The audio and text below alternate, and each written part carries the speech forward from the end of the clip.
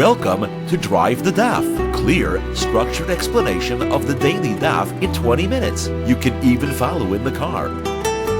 Shabbos Daf Kufiyot Beis begins and ends with a discussion of the cases in the Mishnah of things which are permitted to tie on Shabbos. The Gemara on all of them will ask that it's obvious and answer that it's a situation where it may end up staying tied long term, and it'll explain each one. In between, we'll have a lengthy discussion about shoes and sandals that break, how you tie straps on them, how you tie laces on them, and in what situation is it considered to be losing its function because of the fact that it's broken, and in what situation can you say that it stays functional because you can still use it in some way, like by switching it to the other foot.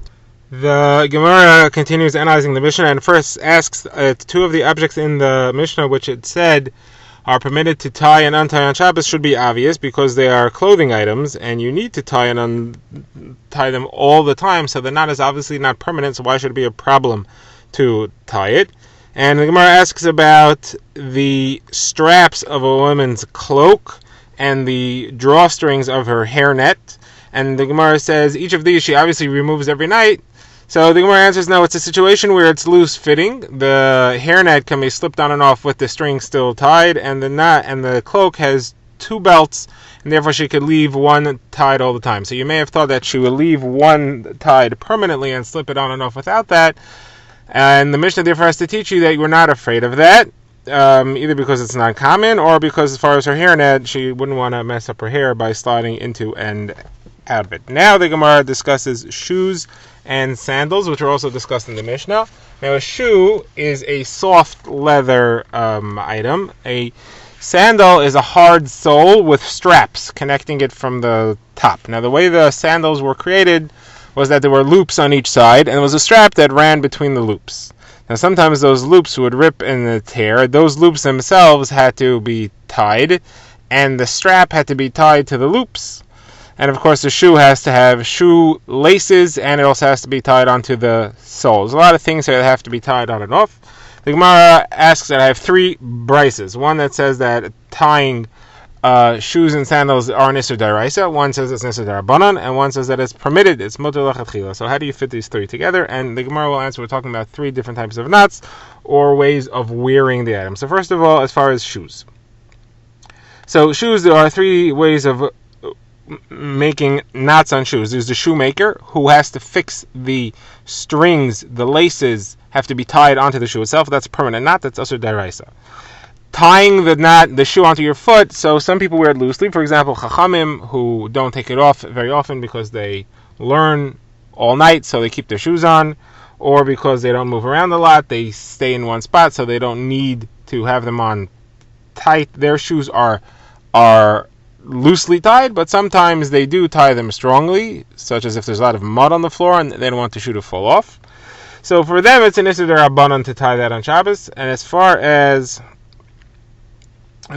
people like the Mechuzah inhabitants, who tie their shoes very tightly, so they have to tie it and untie it every time they put it on and off, and therefore the knot is very temporary and it's completely permitted. Now as far as sandals, so again, there's three ways. There's first of all the sandal maker, who ties the strap onto the loops in the first place.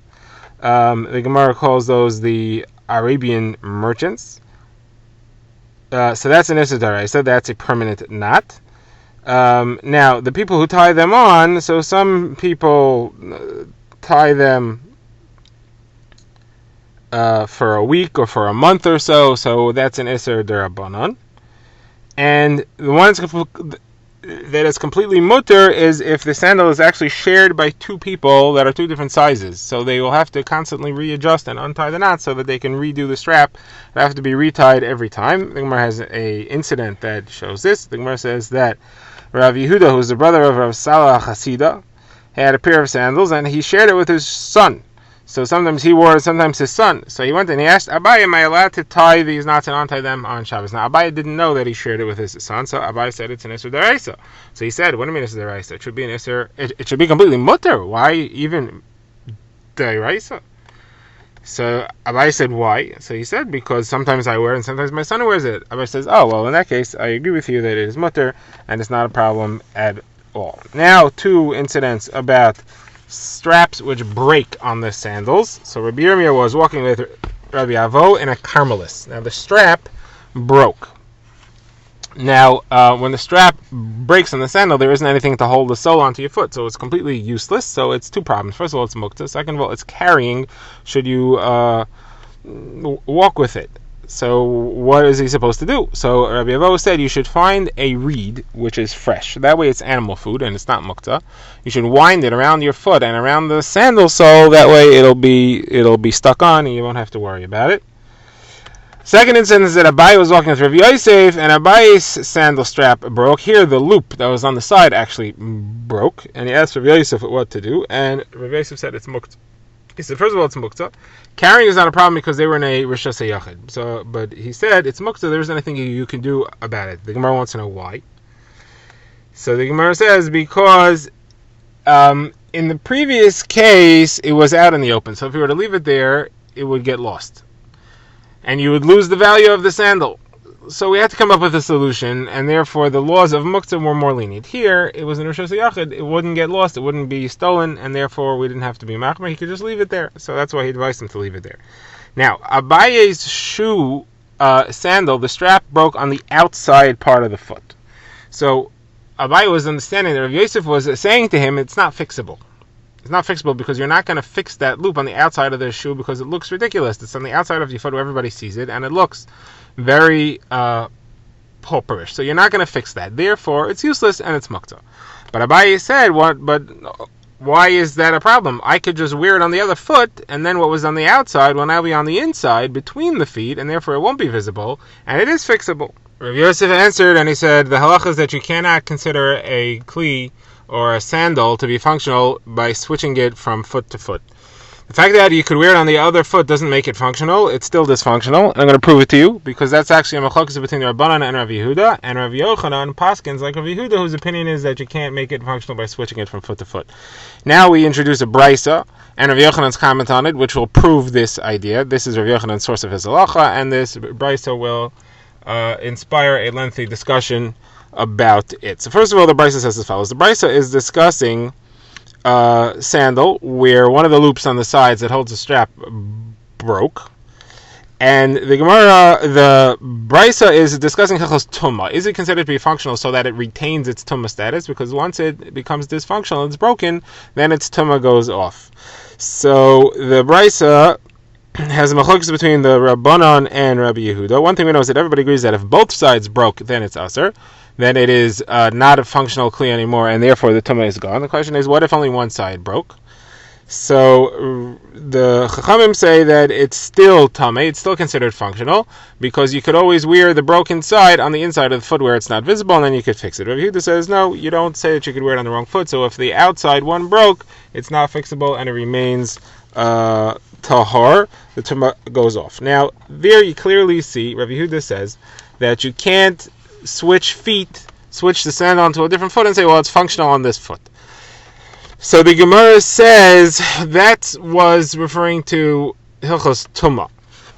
We have a statement from Rav Yochanan who says that the same machlokes applies for hilchos Shabbos, whether it's muktzah or not, whether it's functional to be considered muktzah, but the machlokes does not apply in hilchos chalitza. Chalitza is the mitzvah for a woman whose husband passed away without children to marry his brother, and she can get out of that by doing chalitza, which involves removing the man's shoe, but it's got to be a functional shoe in order for that. So as far as chalitza, there's no machlokes. Everybody agrees. Now the question is, everybody agrees, but who agrees to who? So the Gemara first tries each way. The Gemara says, maybe you want to tell me that the Rabbanan agree that there it's not considered functional by switching it from foot to foot. That can't be. We have a Mishnah that explicitly says that if she did chalitza by taking the wrong shoe off the wrong foot, he was wearing his left shoe on the right foot, that will be fine. It's not a problem. So obviously it is considered to be a functional shoe if it's switched feet. So maybe you want to tell me no. Rabbi Yehuda agrees. Rabbi Yehuda says, as far as chalitza is concerned, it is considered to be a functional shoe even if it's on the wrong foot. The Gemara says, but that's not true either. Because that Mishnah that says it's okay if it's on the wrong foot, that's talking about where it's a functional shoe. It's a good shoe. It's not ripped in any way. But if it's ripped and it's not functional on its proper foot, who says that Rabbi Yehuda would say that it's functional on the wrong foot? That doesn't make any sense. He says that you can't consider it functional by putting it on the wrong foot. So now, because it's not a functional on its correct foot, and you switch it to the wrong foot, that becomes more functional? That doesn't make sense either. So the Gemara says, no, we have to change Rav Yochanan's wording. He said that this machlokes applies both by Tama and Shabbos and also Chalitza. And it's coming to tell me that Rav Yehuda still maintains his position, even though, and it's exactly this idea. He says that even though a Chalitza shoe is functional if it's on the wrong foot, if it's a broken shoe, you cannot consider it functional just by moving it to the wrong foot. Okay, now we're going to try to figure out who the halacha is like in this machlokes. Rabbi Yosef obviously holds that the halacha is like Rabbi Yehuda because he was making the point to Abaye that that's the halacha based on the fact that Rabbi Yochanan was busy explaining Rabbi Yehuda's opinion, as we just established. Rabbi Yochanan's comment about Chalitza was referring to Rabbi Yehuda's opinion. So Gemara says, but it can't be the Rabbi Yochanan holds away because there's a stam Mishnah, meaning a nameless Mishnah that clearly goes like the Rabbanan. What's that? The Mishnah says if you have a sandal and one side broke, the Tumas Midras stays on. Now, it says that one side broke, the Tumas Midras stays on. It does not specify which side. Obviously, even if the outer side broke, it's still considered functional because you could switch it to the other foot and then the broken side will be on the inside. So you see clearly like the Rabbanan and not like Rabbi Yehuda. The Gemara says, no, when it says that one side broke, it means specifically the inner side broke. That's when it's still functional. But if the outer side broke, it would not be functional anymore. You cannot make it functional by switching it to the other foot, and this therefore fits like Rabbi Yehuda and is against the Chachamim. The Gemara says, but the problem with that is that I didn't tell you the end of the Mishnah. The end of the Mishnah says, is that if both sides break, then it is considered not functional, and its Tumah goes off. The Mishnah here splits between Tumas Midras and Tumas Maga. Midras goes off, Maga stays on. Okay, that's because it's a lower level. But the point is that it's not considered to be functional if both sides broke. Now, if you're telling me that it's not considered functional already when the outside broke, so why do you have to go to the case of where both sides broke to tell me that it's not functional? If the Mishnah up till now was referring to only when the inside broke, and if the outside would be the one side that broke, it would be not functional, it should tell me. But if the outside broke, it's not a functional. Why does it have to go to a further case where both sides broke? So Gemara says, you're right. Okay, this doesn't fit. We're going to have to say that the Mishnah is referring to a sandal that had 4 loops, 2 on each side. And when it says one broke and both broke, it doesn't mean both sides. It means it's referring all along to the outside and saying if only one loop on the outside broke, it's still tameh because it's still functional. If both loops on the outside broke, then it is not functional anymore. And that way we will not mess up what Rav Yochanan had pasken like Rav Yehuda. So now the Gemara says it's not so clear that Rav Yochanan said this at all. When Ravin came from Eretz Yisrael, he said in the name of Rav Chanan bar Abba, in the name of Rav, that the halacha is like Rav Yehuda. And he said that Rav Yochanan says that the halacha is not like Rav Yehuda. So you see, Ravin just established that Rav Yochanan says that the halacha is not like Rav Yehuda. Not Rav Yosef had said that the halacha is like Rav Yehuda.